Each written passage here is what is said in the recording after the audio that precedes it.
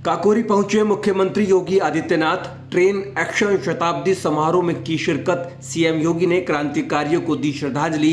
बच्ची की जिद पर सीएम योगी ने खाई मिठाई, राखी बंधवाकर दिया बच्ची को आशीर्वाद। मुख्यमंत्री योगी आदित्यनाथ शुक्रवार को काकोरी पहुंचे, जहां उन्होंने काकोरी ट्रेन एक्शन शताब्दी समारोह के समापन अवसर पर देश की स्वतंत्रता के लिए बलिदान देने वाले क्रांतिकारियों को श्रद्धांजलि अर्पित की। इसके अलावा वर्तमान पीढ़ी से राष्ट्रभक्ति और स्वदेशी अपनाने की अपील की। उन्होंने कहा कि स्वदेशी हमारे जीवन का मंत्र बने, हम जिएंगे स्वदेशी के लिए, मरेंगे अपने देश के लिए। जब भारत इस प्रकाष्ठा के साथ आगे बढ़ेगा तब कोई ताकत हमें रोक नहीं पाएगी। इस समारोह में सीएम ने शहीद सैनिकों और काकोरी आंदोलन से जुड़े क्रांतिकारियों के परिजनों को सम्मानित किया, साथ ही पीपल का पौधा लगाया। वहीं सीएम योगी ने बच्चियों से राखी भी बंधवाई। इस दौरान एक बच्ची ने उनसे मिठाई खाने की जिद की, जिस पर योगी मुस्कुराए और मिठाई खाकर बच्ची को आशीर्वाद दिया। सीएम योगी ने बच्चियों को गिफ्ट भी दिया। सीएम योगी ने घोषणा की कि लखनऊ के मलिहाबाद आम को काकोरी ब्रांड के रूप में वैश्विक पहचान दिलाई जाएगी। कार्यक्रम में संस्कृति विभाग ने काकोरी ट्रेन एक्शन पर आधारित सांस्कृतिक प्रस्तुतियां दी और एक पुस्तक का विमोचन भी किया। बांके बिहारी ट्रस्ट पर सुप्रीम कोर्ट ने लगाई अस्थायी रोक। यूपी सरकार ने मंदिर देखभाल के लिए बनाया था ट्रस्ट। सुप्रीम कोर्ट ने इलाहाबाद हाई कोर्ट में ट्रांसफर किया केस।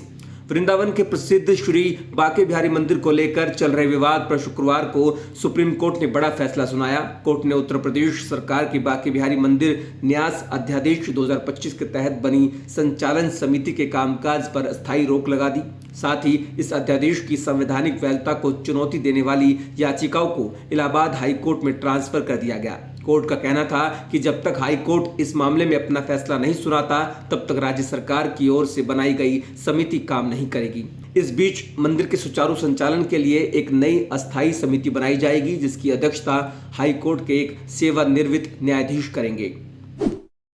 रक्षाबंधन पर महिलाओं को योगी सरकार का तोहफा। रक्षाबंधन पर महिलाओं के लिए फ्री बस यात्रा सेवा। पहली बार महिला के साथ एक पुरुष यात्री भी कर सकेगा फ्री यात्रा। महिलाओं की सुरक्षा के मद्देनजर उठाया गया कदम।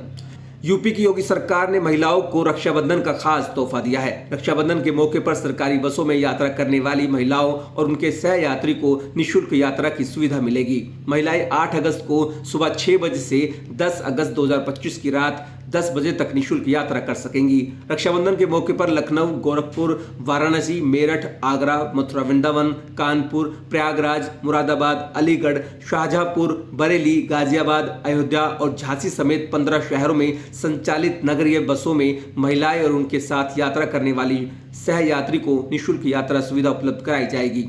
इस पहल का उद्देश्य रक्षाबंधन के त्योहार पर महिलाओं को सुरक्षित और सुविधाजनक यात्रा की सुविधा प्रदान करना है। ये योजना न केवल महिलाओं की आवाजाही को आसान बनाएगी, बल्कि उनके साथ यात्रा करने वाले परिजनों को भी लाभान्वित करेगी। परिवहन विभाग के अधिकारियों के अनुसार ये कदम सामाजिक समावेशिता को बढ़ावा देने और त्योहारी उत्साह को दोगुना करने की दिशा में एक महत्वपूर्ण प्रयास है। उत्तरकाशी राहत अभियान के बीच भावुक दृश्य। गुजरात की महिला तीर्थयात्री ने सीएम को राखी बांधी। गुजरात से गंगोत्री दर्शन करने आई है महिला तीर्थयात्री। परिवार समेत भीषण आपदा में फंस गई थी महिला। रेस्क्यू अभियान से उन्हें परिवार समेत निकाला गया। अपनी साड़ी का पल्लू फाड़कर सीएम को बांधी राखी। उत्तराखंड के धराली क्षेत्र में 5 अगस्त को आई भीषण आपदा के बाद राहत और बचाव कार्य जारी है, जिसका जायजा मुख्यमंत्री पुष्कर सिंह धामी लगातार ले रहे हैं। इसी दौरान शुक्रवार को सीएम धामी के साथ एक भावुक घटना घटी। गुजरात के अहमदाबाद के निवासी धनगौरी बरौलिया ने अपने दुपट्टे का टुकड़ा फाड़कर मुख्यमंत्री को राखी बांधी, जिसने वहां मौजूद सभी लोगों की आंखें नम कर दी। ये दृश्य विपदा के बीच आशा और सामाजिक एकजुटता का प्रतीक बन गया। बुजुर्ग महिला धनगौरी बरौलिया अपने परिवार के साथ गंगोत्री दर्शन के लिए उत्तराखंड आई थी, लेकिन 5 अगस्त को धराली क्षेत्र में आई भीषण आपदा के बाद वहां फंस गई थी। मुख्यमंत्री धामी ने इस भावनात्मक क्षण को विनम्रता से स्वीकार किया और कहा कि प्रदेश सरकार आपदा की इस घड़ी में हर प्रभावित नागरिक के साथ खड़ी है। राज्य सरकार राहत और बचाव कार्य दिन रात कर रही है। हरिद्वार में नाबालिग से दुष्कर्म का आरोपी गिरफ्तार। ऑपरेशन कालनेमी के तहत आरोपी को पकड़ा गया। ऑपरेशन कालनेमी के तहत अपराधियों की धरपकड़ जारी। उत्तराखंड पुलिस के ऑपरेशन कालनेमी के तहत हरिद्वार में एक और अपराधी को गिरफ्तार किया गया, जो भगवान शिव का भेष धारण कर अपनी पहचान छिपाता था। ये बहरूपिया नाबालिग से दुष्कर्म का आरोपी है और कई अन्य आपराधिक मामलों में भी वांछित है। आरोपी दीपक चंडीघाट क्षेत्र में शिव के रूप में रह रहा था। महिलाओं युवतियों को प्रसाद और आशीर्वाद के बहाने गलत कार्य कर रहा था। उत्तराखंड में कांवड़ मेले के दौरान शुरू हुआ ऑपरेशन कालनेमी अब भी जारी है। इस अभियान का उद्देश्य नाम और पहचान बदलकर साधु के वेश में छिपे अपराधियों को पकड़ना है। इसी कड़ी में हरिद्वार पुलिस ने दीपक को चंडीघाट क्षेत्र से हिरासत में लिया। पुलिस को देखकर उसके हाव भाव में बदलाव देख संदेह हुआ, जिसके बाद पूछताछ में उसकी असलियत सामने आई।